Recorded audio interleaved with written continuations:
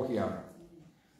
At the time when these applications were being prepared by FNZC, our former mayor, presumably with the backing of council, was an outspoken opponent of the proposed changes, thereby, in effect, working against the possibility of land-based disposal becoming affordable for his own communities. We do not wish to see the health of the waters of Hokianga and hence the health of our communities being jeopardised as a consequence of personal political ideologies. Similarly, FNDC's current rating policy, which dictates that the capital cost of wastewater infrastructure is to be borne by the community which will directly benefit, rather than by district-wide rating, can be seen to be compounding the sense of unaffordability of the more expensive land-based disposal alternatives. Being faced with what would, for many, be an impossible increase in the level of rates, the communities involved would in effect be forced into having to accept the cheaper option, and the offensive status quo of waterway discharge would continue and be further embedded into our future.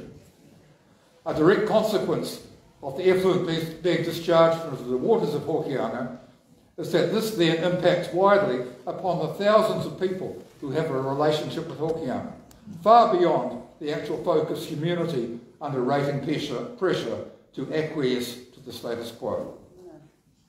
It is therefore recommended that the works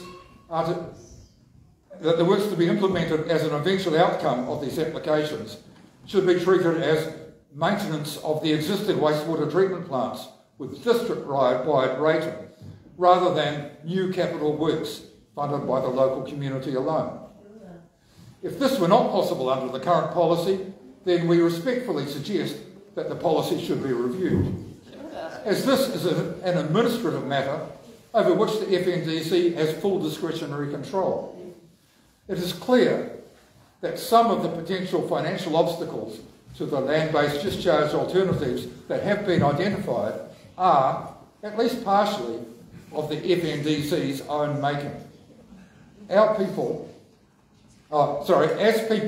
of our parents' generation would say, where there's a will, there's a way. We are currently living in a world that is of ongoing technological advantages, of shifting community values and priorities, of efforts to reduce the human footprint on the natural environment, climate change imperatives, and increasing awareness of the importance of maintaining and revitalising wild places and waterways and recognising their mode. In this rapidly changing context, it is clearly irresponsible and, in fact, incomprehensible for the FNDC to think that it is okay to be applying for the maximum term of 35 years for these plants to operate in a largely unchanged format with waterway discharges. In conclusion, these applications should be granted only for the period sufficient for FNDC to work with commitment towards implementing a disposal system for both of these wastewater plants, which will not involve discharge of effluent into the waters of Hokianga.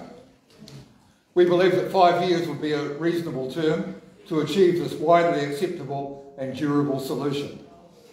Every inducement and support should be given to the FNDC to start making this change now, to ensure that none of us again have to experience what is a shameful situation where our council appears to be determined to move in a manifestly imprudent direction, contrary to the overwhelming wishes of its own communities. It is clearly the right time for a paradigm shift for the FNDC, to display the courage and foresight to realise the potential for positive and inspired leadership of our communities into the future, as we face up to the many challenges confronting us as a district and as part of our nation and as citizens of this planet. We look forward to the day when we can feel proud of our council. It certainly hasn't arrived yet. At its core, this change will involve re-establishing and embedding a respectful, reciprocal and sustainable relationship with Papa Tuanuku. Hei oranga mō tātou katoa, me ngā uri a muri ake nei, for the health and well-being of us all, including the generations who will follow after us. Nō reira, tēnā koutou katoa.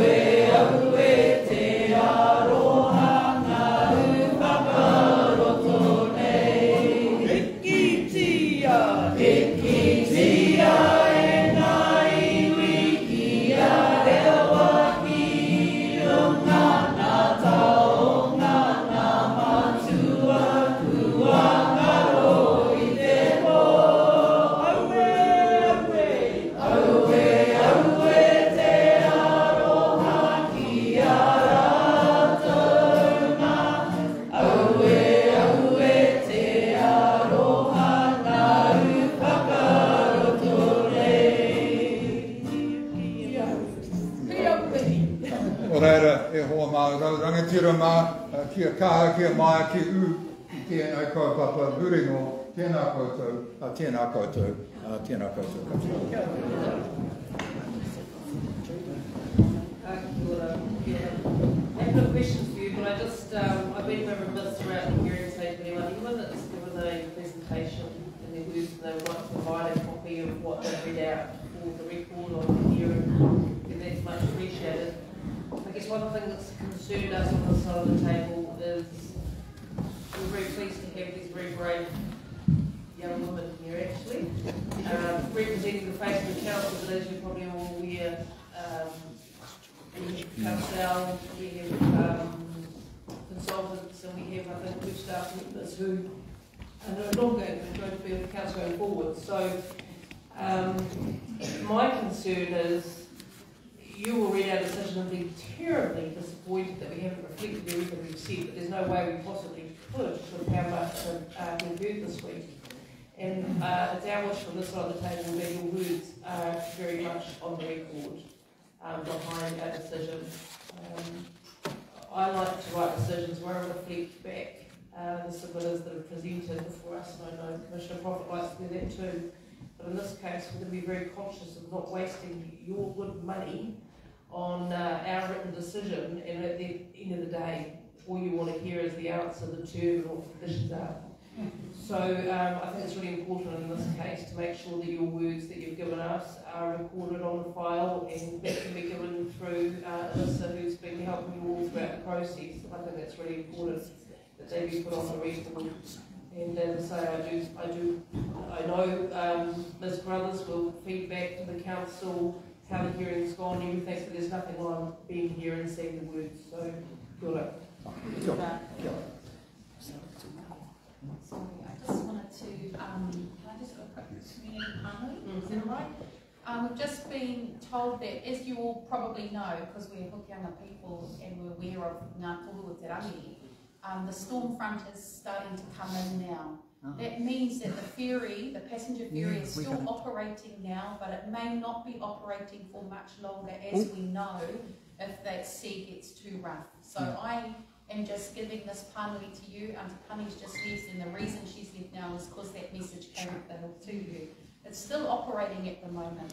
So, you know, you've got to make your decision about when you want to leave. Engari, if it happens that it doesn't go, you know, come to my whare. That's what happens. You know, but just say, okay, you know, it's getting up there, and if they make that decision, then you might be stuck on this side. No, we've got another update. Oh, is there another update? How we'll go to you, and is there anybody else who's on that hearing tonight? What's the update? Oh, the latest update is that apparently it's unscheduled maintenance. Temporary under service until, and I'll update it in half an hour. So the latest update I've got from Northland Ferries is that there's apparently unscheduled maintenance. This was sent through at 4:15. Temporary out of service. I will update you in half an hour. So it may well not be working. I'll just send someone down the road to check and then I'll stay up at the hospital. Yeah. Yeah. So maybe this is at this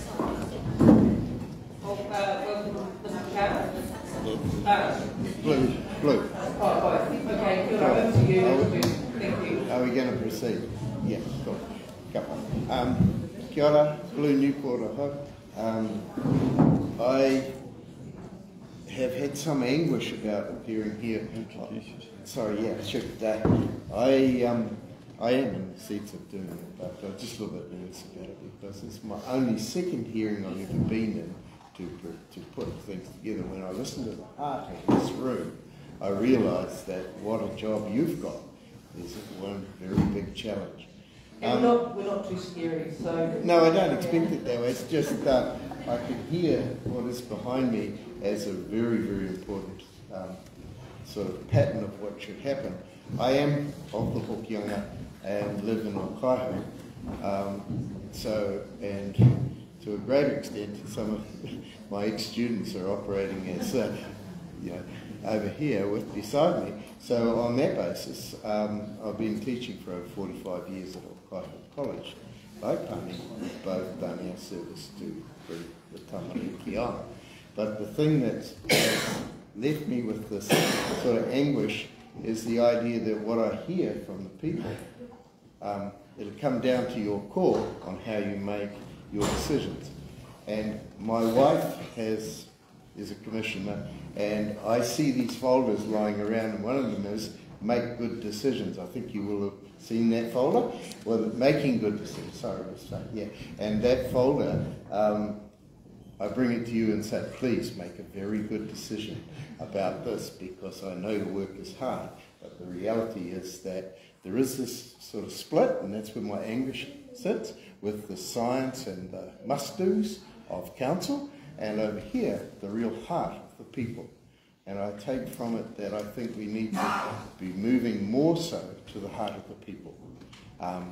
And take it that the direction of what can happen going forward is be brave about your decision and then look for a different model where the people do design what they want, and then the council provides the service. I've paid my rates in the Hokianga here for 50 years, and I'm really disappointed to see the quality of what we have. And all I've seen is that everything is degraded, either this coast or the other coast, and it really upsets me. My role, I'm on the Northland Conservation Board, and the reason I would stand in that role is to make a difference where I can. I've been frustrated by the sort of what is seen as the government side of that, but it is a government-appointed role. We have two responsibilities. One is to oversee the conservation management strategy of DOC, so we are to review that every 10 years as a role from the community. And the second most important thing is to reflect the community's points of view. So we were here 2 years ago. Some of those little tamariki that were sitting there hadn't been born. But the reality is we were here to listen in Omapiri from the community then, and I really appreciate the community, for their voice, and took it to the council that this wasn't good enough. We wrote to the CEO, and we got a reply. It's all very nice and well-mannered. But the reality is it's taken 2 years to get to a point where we have a hearing that, and I really would emphasise the word hearing, because you need to hear the heart of the people. It's not about the technical. I've got Joe Carr beside me here, and he's good on the technical, but he gave me folders to read, and the reality is it just blinds me with science. Like, unless I know the real details of what that science means, I would look at it and say, well, that's just science. Come on. What we want is a harbour that does not have effluent in it. We want clean water, and somehow this hearing needs to be the tipping point to make that difference. That's how the Conservation Board support that, and you've seen it in the submission, it was written in there. The problem with the government-appointed structure, to me, is that the members change. I'm still the only one that's left from that original group. So Nairi is our chair, Nairi Porter, and she gives her apologies because she's at the freshwater plan at Northland Regional Council where Joe should be. But the point is, he's chosen to come here because he's with me. But no, it's not that. It's really about the idea that his support is needed for this community who voted him to that role.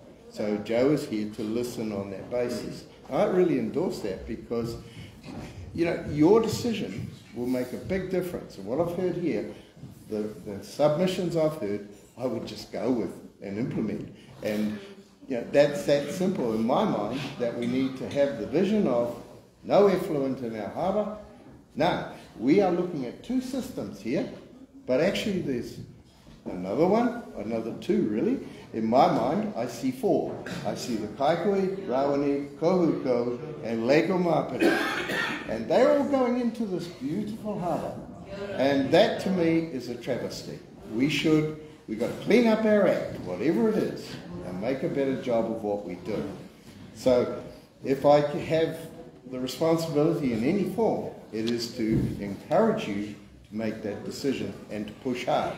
Be brave. I'm sure I've been teaching in Northland for so long that the way I think about it is often we get to a point where we make change that the rest of the country will follow because we have the heart to make that change.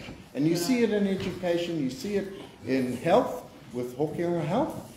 That kind of change makes for us driving where we're going. And Northland often gets to a point where it needs to make serious change, and then it drives it itself. This is one of those tipping points. So please, make sure that where we go with this makes a difference. I'm not going to come back in time to find out that this hasn't made a difference. So I'm speaking to the experts, and I know that you'll all go back and go, oh, what are we going to do? Like, I can put you in that position. I understand it, because I could say, you go and you have all your little chats around it, but the bottom line is no effluent in this harbour, such that when I first came to this harbour over 50, 60 years ago, it was the most amazing environment. And now I'm dismayed. I'm hurt, and I know the people behind me feel exactly the same way. So what I don't want to do is come back in another, now I'm not going to give the council very long, 10 years, and say it's going to be pristine. You've got to just stop it. You can't. They've done it in Europe, where rivers have been severely polluted, and they changed it. Why can't we? You know, we've got a population density that's so low, it should change so quickly, and it will. But we've got to be the ones that instigate it. And I really do see that that's where we drive it. I'm happy to do the mahi, I don't mind. I really want to see change. I don't want to come back in 10 years' time, if I survive that long, because I'll be 80 by then, and I'll go, wow. You know, but the reality is we do need to make change that is sustainable, no matter what. And this is the price you pay. If the government's going to front some of the funding, do it. Or a tourism fund, I like that idea. I'd go with that because look at us. We are the heart and the beginning of everything in this country. So make that the core of your application for tourism funding. I don't know if the council and the people over here have to make that application, but good on you. Please do. So the conservation, I have a very small piece. One of our secretaries did a sort of summary for me, which I talk too much, and Martel would allude to that. Sorry, but what it is that you'll see that Penny Nelson, who is the Director General of Conservation, has also put in, and she's put that the application goes against the objectives and policies of the regional policy statement. So on that basis, That's pretty sad. And it does not correctly apply the hierarchy of objectives, and I don't know what the NPSFM stands for of 2020, but does not give effect to Te Mana o Te Wai, which I don't think so, but I will work on pushing for that to be the case. And I've listened today with Pani on the cultural impact assessment, and I find that a travesty, really, because what we've heard all day is a cultural impact. That's it. It's no simpler. It's everybody here, whether it's your culture, it's whose culture, we're all culture. No matter what, it's our hearts that say we want this better. So the cultural impact looked like the report went wrong or went and disappeared somewhere. I'm not looking at you, but the reality is apparently it went to your council instead of the Far North District Council. But nobody read it. That's the problem. You have tons of pages and nobody reads them. And I find that the same with the Conservation Department, because the management strategy is 300 pages long, and we've got to review it. And I look at, really? What are we trying to achieve here?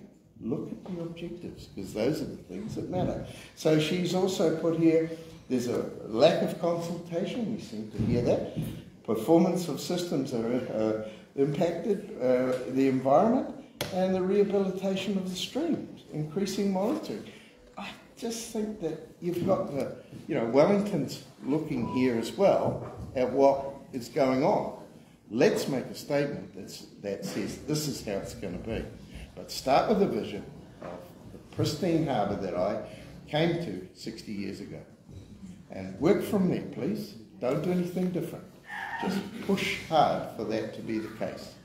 And I don't know how you make good decisions, but I really want you to, such that I can read in the Northern News that is the outcome. And Joe, do you have some inputs for me? I'll pass the mantle. Tēnā kouroa. Commissioners, te whare tūnei tēnā koe, e te iwi tēnā koutou, tēnā kauri katoa. Koutou ka taku inoa, ko te ronga waiwai, mo te kiori, ko awa, taku waima. I want to say that clearly. Ko moana, taku Hokianga. Commissioners, in your documents, the submission from the Far North District Council, you've got this graphic map of effluent plumes. So on page 1 of your hydrology report at the very back of the submission, when you look at that, the effluent plumes coming down the Waima River, the 50th percentile completely covers the property I live on and own.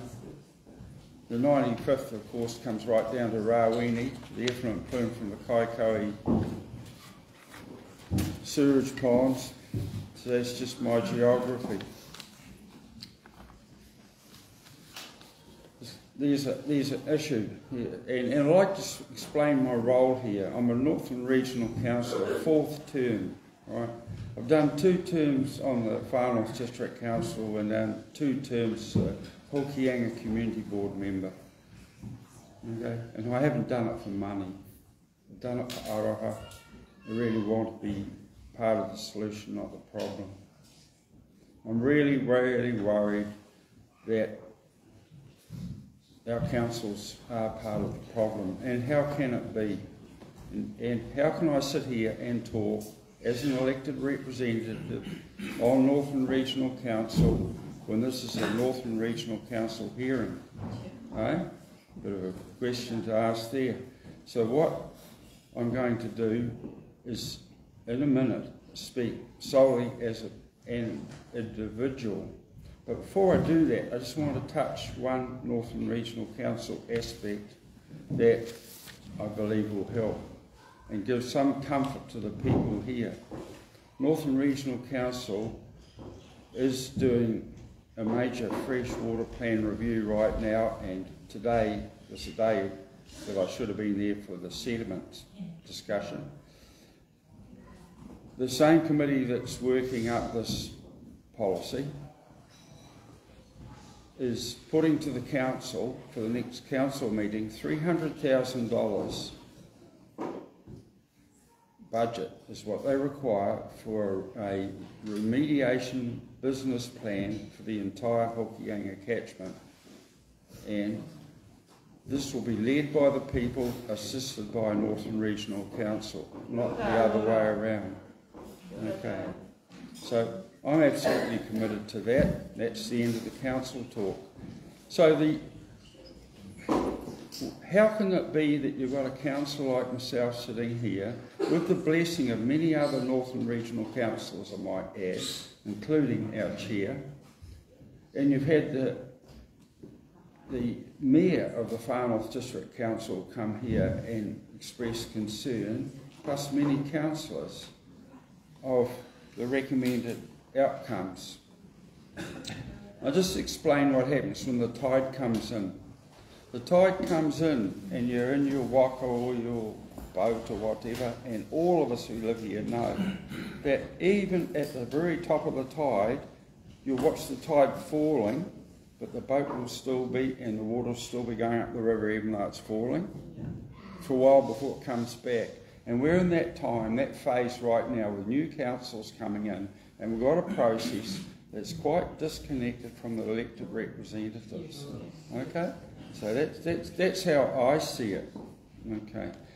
The issues at the moment, to me, the issue as councillors is it's an accountability issue. Okay? We've got to be held accountable for the performance of our councils, and I'm here to be held accountable by my community. Okay? The thing, councils have got statutory power. They're put there by statute, but they don't get social licence by statute.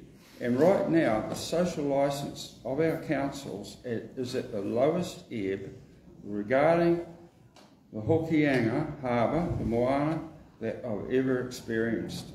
All right? Yeah, it's there. So that's why I'm here today, rather than doing my job, which is relatively important. Okay. The decisions you have to make are largely based on technical things and evaluations, and I've done over 100 hearings as a hearing commissioner, okay?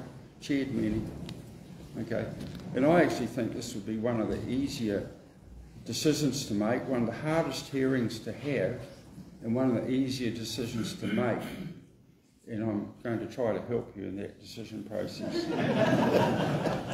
Okay, so I've provided some information that Mr. Joyner asked me to get the other day, and it's a letter to me with my request recorded, asking what the reserves that the Kohu sewerage scheme has.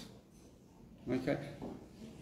The reserves that scheme have, this is dated 30th of June 2022, is $596,522. You'll ask, why isn't that in the information put in front of you by the council? Okay, yeah. Well, okay. And then you may ask, how come those reserves got there? Well, I take some responsibility of having to stand in front of the community in about 2001 as a new councillor and tell these people at Kohu that we're going to have district-wide capital funding, and we think it's in their benefit if they contribute.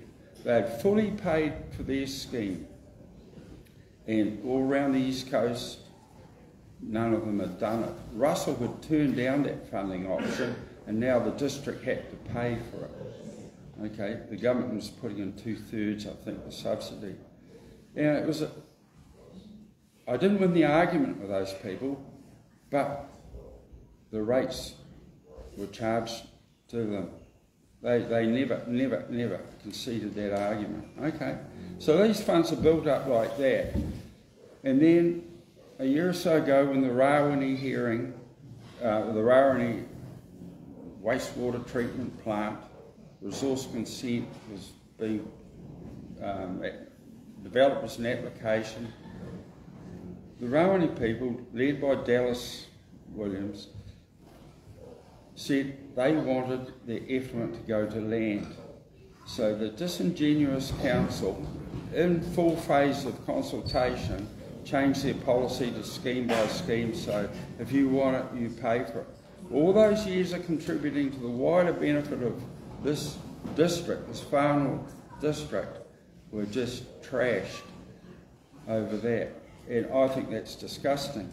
I'd like to say that I understand, one, the direction from government, two, the Far North District Council, as the Mayor's demonstrated, that policy is under serious review and I expect it to change. So to actually think that especially the Kooko scheme has got to be self-funded is probably not a sound premise. So check on that. Now, my biggest concern is when I read the application written and some really erudite reports, is they hadn't, people who wrote that report appeared not to have done a site inspection. They didn't even appear to have looked at the map because, excuse me, where's our conservation submission? Oh, Yeah. that one you want. No, the one that. Yeah. Okay, so I've got some words to quote, and I can quote in the. There we go.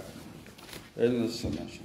This is the NRC staff report, page 6, site description, in which the reporting planner accepts the applicant site subscription. I'm reading the words from the report, which is summarised as the wastewater treatment plant is constrained between the Utakura River upstream and the Hokianga Harbour downstream. Well, how wrong could that be? 16 kilometres away, up a freshwater river, is a water sampling site of the Northern Regional Council that measures the grossly polluted water out of Lake Amapari, which is just so laden with thousands upon tens of thousands upon thousands of black swan. It's an algal bloom mess, and the report infers that that's a representative site for the water quality at the treatment plant discharge point. Okay, you've got the Mangamuka, you've got the Oriri, you've got the Waiho, you've got the Wairiri rivers, big rivers, all discharging, diluting that. And that assumption, I say, absolutely floors the entire scientific basis of this application. And for anyone who's actually peer-reviewed this, anyone who's said that they're an expert witness and can accept a report and an analysis founded on that, I just question it. Okay? It just blew me out of the water when I read that. I just thought it was morally bankrupt. I just could not accept it. That's just huge. Okay. I had some stronger words in here to describe it. Yeah. So, where do we go from here? Now, I had the word UV in here because I thought that $596,522 would easily enable a UV plant to be installed while the council got its shit together and actually develop a decent proposal for the community to consider. But with this EC, as it's been presented today, electrocoagulation, if it can beat the efficacy of a log 2 UV plant, well, that sounds pretty good. So you're hearing commissioners, you've been trained, they're making good decisions, we've all been through that. We know all about accumulated effects. We all know that when consents, we don't want to see them in a piecemeal manner.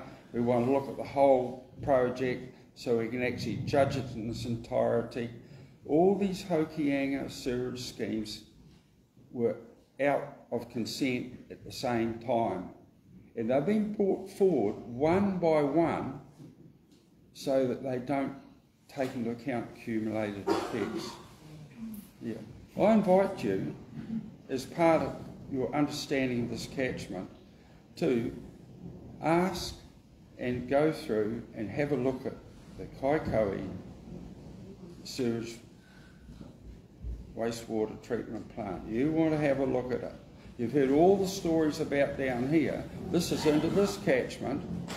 I've been had a look at it before Christmas, right? The discharge into the Wairora stream is the same colour green as when you wash down a cow shed. Okay, I don't need to test that. Okay, the ponds, the wetland ponds, I walked around. Not one cell had any indigenous wetland species in it. It had only species in it was alligator weed. All right. Someone would clean those ponds out with a digger like this, and the curve of the bucket put a depth at the bottom about this big. There's no way you can root a plant into it. You know, you reach there.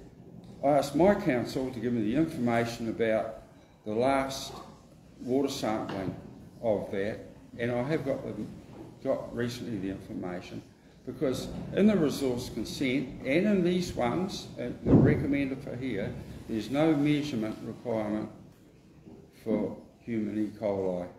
Well, look, anyone, we've got an epidemiologist in the room, a renowned one. The difference in as an indicator for human health between E. coli per se and human E. coli is just, well,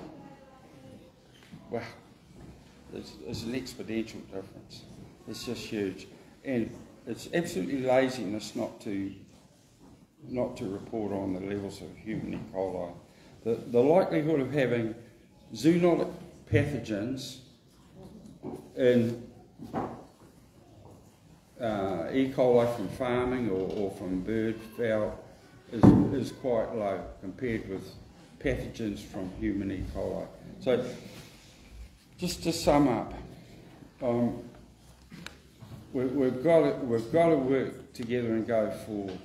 And with the Conservation Board, I really support their recommendation that 3 years should be allowed for the council, the Far North District Council, which is under new governance, to prepare the resource consents for the Upper Harbour, that's the Kohu and the Kaikohe schemes, so that they can put together a viable disposal to land option. Kaikohe's on a volcanic plateau, and I think that the actual average discharges from Kohu were about 10 cubic metres a day. Well, golly me, if you can't get them to land, especially if you go through this electrocoagulation process with a usable product, dearie me, let alone the consent was set for 40 a day, which is be all anyway.